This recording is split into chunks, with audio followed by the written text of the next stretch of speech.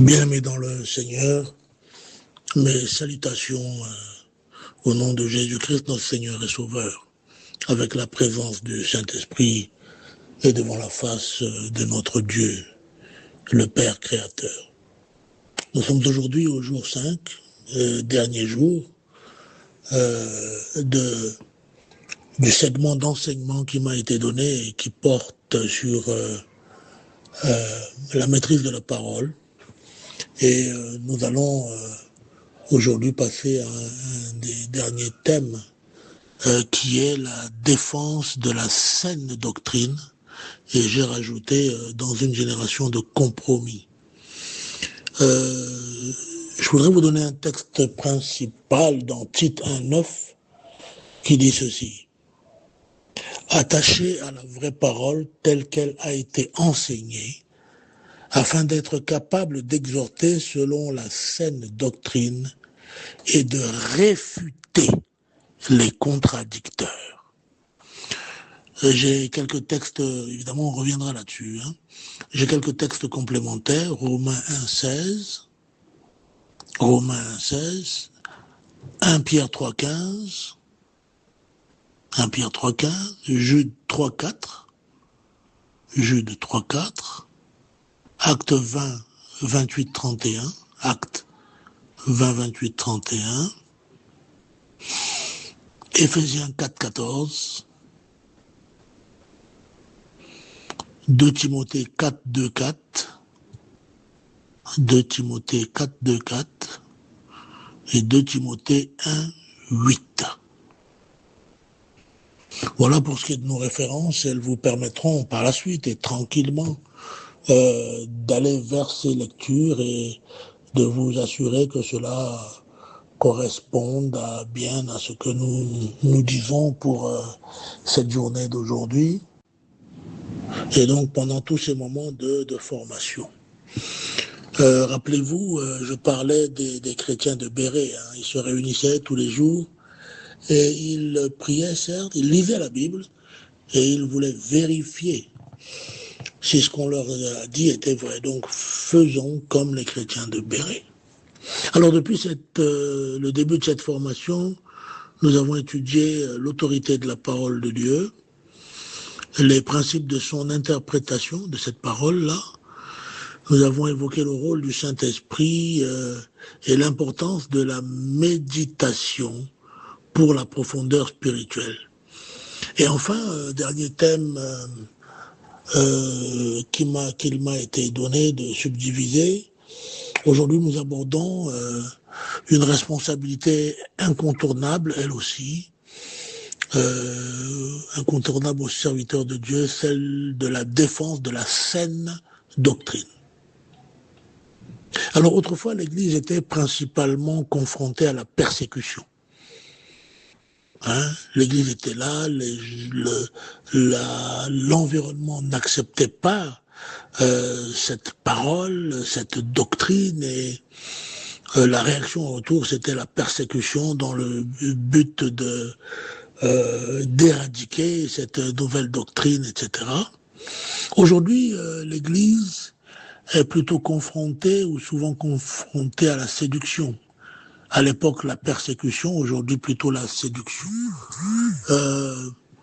La persécution cherche à faire taire le chrétien, comme à l'époque. La séduction cherche à lui faire modifier son message. Je veux même rajouter à lui faire diluer son message. Nous vivons dans un monde où plusieurs enseignements bibliques sont contestés. L'enseignement biblique sur la sainteté est remis en question. Le refus de la corruption est parfois considéré comme un obstacle à la réussite. Le rejet du syncrétisme religieux est présenté comme un manque d'ouverture. J'ai personnellement pris de la distance avec le syncrétisme. On nous demande d'aller, par exemple, parfois prier ensemble avec d'autres frères, d'autres religions, par exemple pour la nation, pour telle chose. Je ne trouve pas cela sain. Que chacun aille prier différemment pour la nation, mais que cela se fasse ensemble, c'est cela ce que l'on veut faire et qu'on appelle le syncrétisme. Et donc, et quand nous rejetons ce syncrétisme-là, eh bien, nous sommes présentés comme ayant un manque d'ouverture. La philosophie du New Age et diverses spiritualités modernes sont souvent venues pour séduire de nombreuses personnes. Dans certains contextes, d'ailleurs, même les principes bibliques concernant le mariage, la sexualité ou l'exclusivité du salut en Jésus-Christ sont attaqués. Je veux répéter ici encore, et c'est l'occasion de le faire, que quand nous sommes ici comme enfermés en formation, nous sommes comme en conclave entre des serviteurs et des servantes de Dieu, et je suppose qu'on peut se dire donc un certain nombre de choses, puisque nous sommes ici entre nous. Donc quand ce genre de message, de formation qui comprend des messages assez forts, assez parfois controversés et parfois même accusatoires pour le peuple, il ne faut pas que les serviteurs de Dieu se sentent indexés. Je dis ceci, mais ça c'est moi qui le dis. Je dis que il y en a, une personne n'a point péché, seul Christ ne l'a pas fait. Nous, sur la base de la parole de notre Seigneur, nous faisons tout pour avancer dans le processus de la sanctification, tout en évitant d'être un objet de chute pour quiconque, parmi le peuple qui nous a été donné, comme parmi ceux qui nous regardent, car il y a une telle multitude de témoins, n'est-ce pas, dit-on.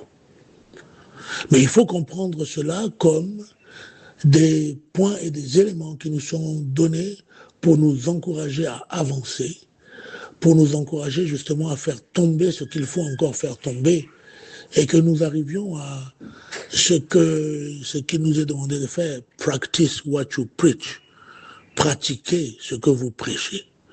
C'est donc cela le sens de ce genre de message. Et je disais donc que dans certains contextes même, les principes bibliques concernant le mariage, la sexualité, l'exclusivité du salut sont attaqués. Alors face à ces pressions, certains croyants préfèrent se taire. D'autres adaptent progressivement leur message afin d'éviter les critiques. Enfin bon, moi je veux pas de problème. Je vais pas en parler, je veux pas soulever de polémique. Mais l'Écriture nous appelle à une autre attitude. Romains 1,16 déclare: car je n'ai point honte de l'Évangile, c'est une puissance de Dieu pour le salut de quiconque croit. Le chrétien n'est donc pas appelé à être arrogant, pour dire, mais ça c'est aussi une de nos attitudes parfois à nous les hommes de Dieu, surtout au début de nos ministères, on est beaucoup plus arrogant, on dit mais c'est ça, la parole dit ça et puis c'est tout, et puis en face vous vous taisez. Je pense que d'abord c'est le Saint-Esprit qui convainc, ce n'est pas nous, ni notre arrogance, ni notre affirmation, et puis je pense que c'est avec amour que nous devons amener les âmes et les hommes à Christ. Donc le chrétien n'est pas appelé à être agressif. Il n'est pas appelé à mépriser ceux qui pensent autrement. Mais il est appelé à demeurer fidèle à la vérité révélée par Dieu. Qu'est-ce que la saine doctrine, puisque c'est de cela que nous parlons? Le mot doctrine signifie simplement l'enseignement, une base d'enseignement. Et la saine doctrine est l'enseignement fidèle des Écritures, tel qu'il a été transmis par les prophètes, les apôtres et notre Seigneur Jésus-Christ. Quand il écrit à Tite, Paul dit « attaché à la vraie parole telle qu'elle a été enseignée ». Vous notez l'expression, telle qu'elle a été, cette parole-là, telle qu'elle a été enseignée. C'est-à-dire sans en enlever un iota, ni une virgule. L'Église n'a pas reçu la mission d'inventer une nouvelle vérité, elle a reçu la mission de transmettre fidèlement celle qui lui a été confiée, cette mission. Donc nous ne sommes pas des propriétaires de l'Évangile. Nous en sommes les gardiens et les messagers. Garder et transmettre.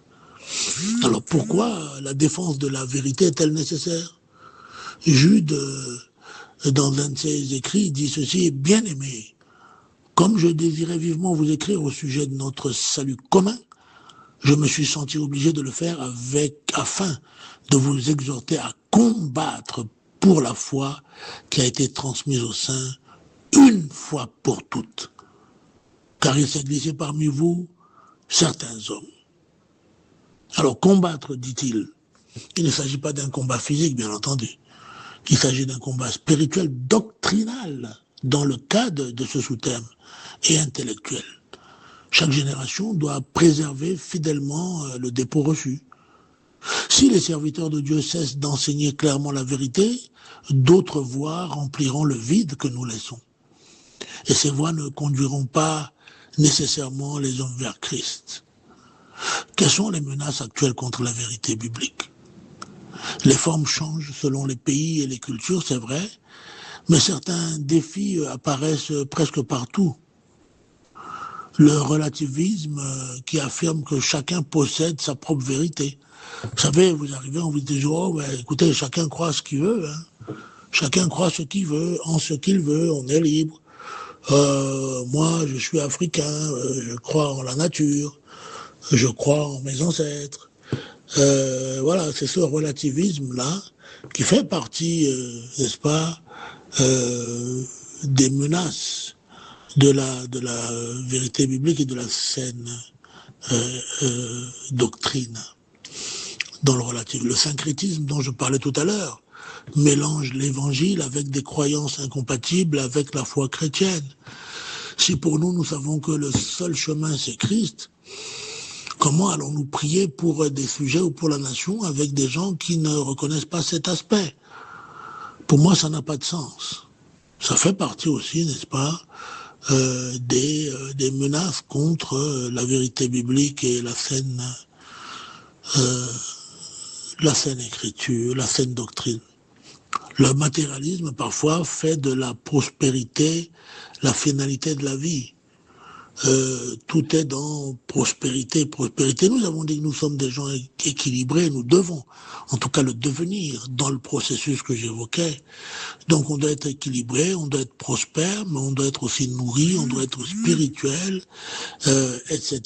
Tout cela ensemble. Certaines idéologies modernes rejettent ouvertement les enseignements moraux des Écritures. Il y a aujourd'hui des pays où les hommes de Dieu sont menacés. Il y a des pays en Amérique du Nord, je vais quand même en citer un, le Canada par exemple, où vous pouvez entrer en prison si vous parlez, si vous citez la parole sur des points relatifs à l'homosexualité par exemple, ou à d'autres points.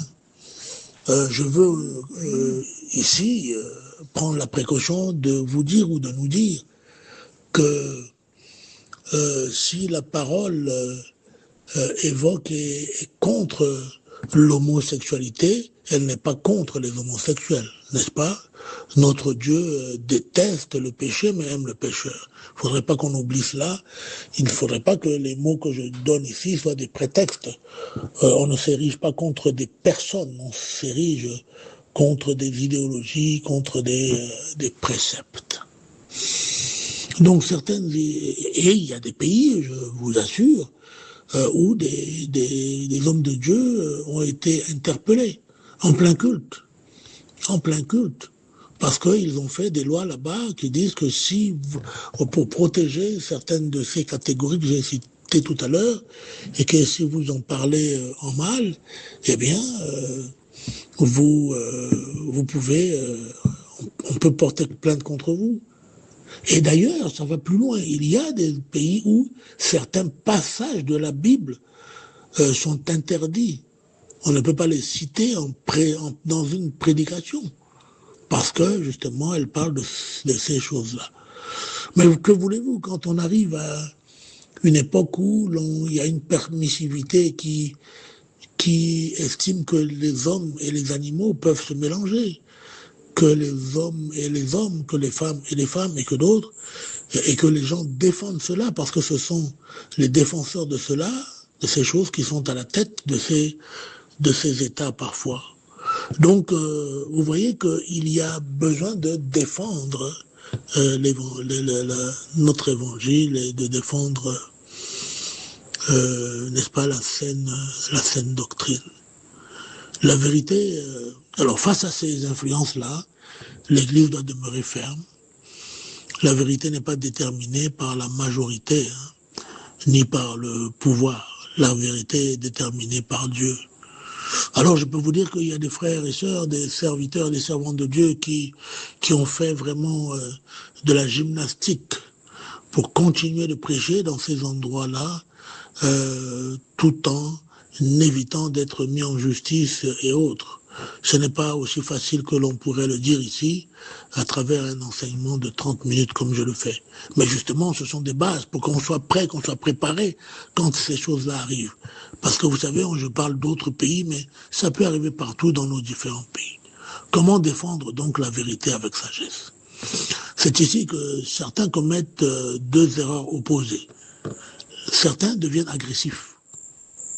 Agressifs comme j'ai évoqué tout à l'heure. Pour dire que la vérité c'est ça et rien d'autre et point barre. Et puis silence dans les rangs. Cela n'apportera rien. Si ce n'est que de rejeter encore plus certaines personnes. La Bible nous propose une troisième voie. Alors d'autres deviennent silencieux, comme je le dis là. Mais la Bible nous propose une troisième voie. Celle qui est évoquée dans 1 Pierre 3,15.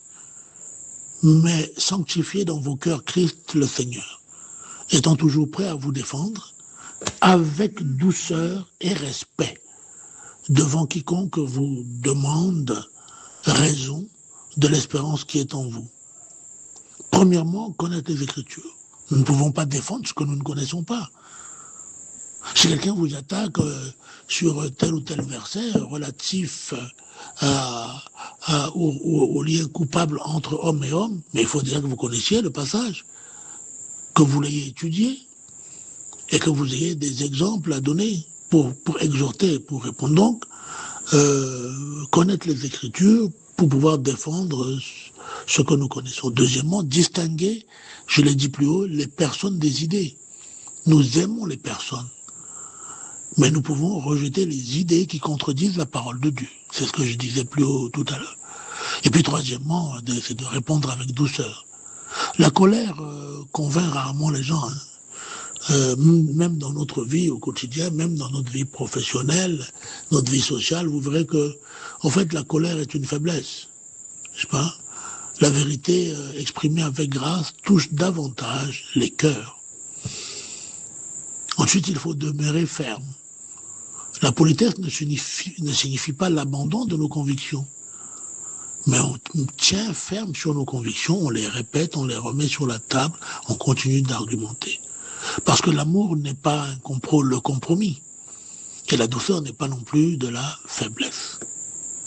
Alors, quel est le rôle particulier de nous autres pasteurs et enseignants et serviteurs de Dieu responsables religieux? Paul a déclaré aux anciens d'Éphèse dans Actes 20, 28, 30, « Prenez donc garde à vous-même et à tout le troupeau sur lequel le Saint-Esprit vous a établi évêque. Je sais qu'il s'introduira parmi vous, après mon départ, des loups cruels qui n'épargneront pas le troupeau. » Le berger ne nourrit pas seulement les brebis, il les protège aussi. Nous devons les protéger, donc protéger le peuple qui nous est donné des faux enseignements, des fausses doctrines et de l'égarement. Le ministère pastoral comporte une dimension doctrinale. Ce n'est pas à vous, les grands serviteurs de Dieu, que je vais l'apprendre aujourd'hui. Le responsable spirituel doit aider le peuple de Dieu à reconnaître l'erreur et à demeurer attaché à la vérité. Et il y a un point qui, bon, ça semble une phrase qu'on répète, mais oui, ne pas avoir honte de l'évangile. Quand Paul écrit à Timothée, il lui dit « N'aie donc point honte du témoignage à rendre à notre Seigneur ». Nous vivons dans une époque où certaines vérités bibliques deviennent impopulaires. Quand on dit « Moi, je crois à la guérison divine », Ah, on dit, oh non, mais ça c'est des choses anciennes, on guérissait avant, ça se fait plus maintenant. Non, restez ferme. Restons fermes et disons que non, Dieu guérit encore aujourd'hui. Dieu sauve aujourd'hui. Dieu élève aujourd'hui. Donc il faut rester ferme, il ne faut pas avoir honte de le dire, de le redire, avec douceur comme on l'a dit. Mais la vérité de Dieu ne change pas parce que l'opinion publique change. Notre devoir, donc, n'est pas de rendre l'évangile acceptable. Notre devoir, c'est juste de le proclamer fidèlement. Je répète encore ce que j'ai dit plus haut par rapport à nos circonstances, c'est que c'est l'Esprit de Dieu qui convainc. Hein.